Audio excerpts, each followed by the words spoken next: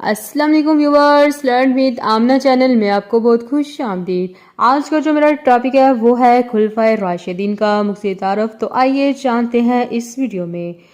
سب سے پہلے میں آپ کو حضرت ابو بکر صدیق رضی اللہ تعالیٰ عنہ کے حوالے سے بتاؤں گی، تو آئیے جانتے ہیں۔ پہلے خلیفۃ المسلمین نام عبد الکعبہ تھا۔ حضرت محمد صلی اللہ علیہ وآلہ وسلم نے عبداللہ رکھا۔ لقب صدیق اور کنیت ابو بکر تھی۔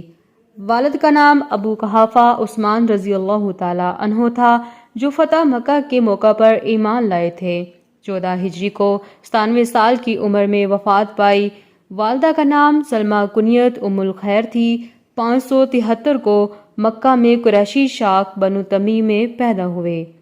سیدنا ابو بکر صدیق رضی اللہ تعالیٰ عنہ نے 38 سال کی عمر میں مردوں میں سب سے پہلے اسلام قبول کیا۔ مواخات مدینہ میں سیدنا خارجہ بن زید رضی اللہ تعالیٰ عنہ ان کے بائی قرار پائے۔ مسجد نبوی کی جگہ سیدنا حضرت ابو بکر صدیق رضی اللہ تعالیٰ عنہ نے سہل اور سہیل، جو 2 یتیم بچے تھے، ان سے خریدی تھی۔ آپ رضی اللہ تعالیٰ عنہ نے 13 ہجری 22 جمادی الاول 23 اگست 634 میں وفات پائی۔ اسلام میں حضرت محمد صلی اللہ علیہ وآلہ وسلم نے آپ کو سب سے پہلے امیر حج مقرر کیا۔ حضرت ابو بکر صدیق رضی اللہ تعالیٰ عنہ کا سلسلہ نسب 7ویں پشت میں حضرت محمد صلی اللہ علیہ وآلہ وسلم سے ملتا ہے۔ حضرت محمد صلی اللہ علیہ وآلہ وسلم کی زندگی میں 17 نمازوں کی جماعت کروانے کا شرف حاصل ہوا۔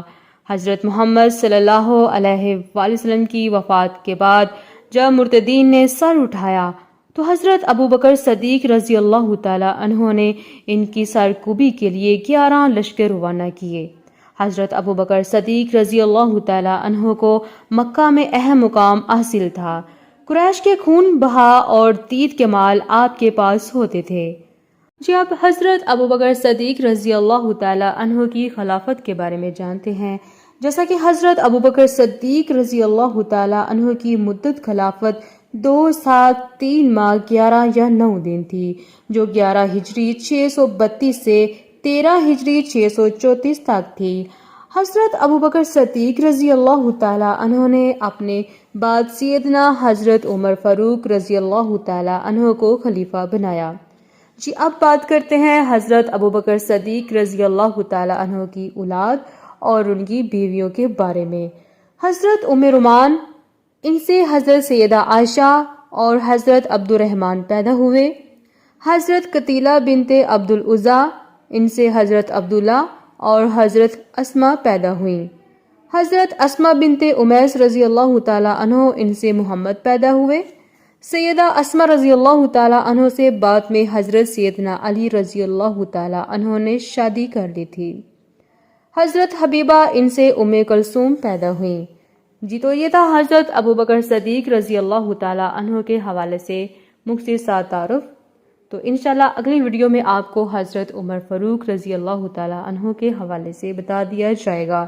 مزید اسلامی معلومات کے لیے لرن ود آمنہ چینل کو سبسکرائب کیجیے اور ویڈیو کو لائک کیجیے تاکہ آپ تک میری ویڈیو بآسانی سے پہنچ سکے۔ شکریہ۔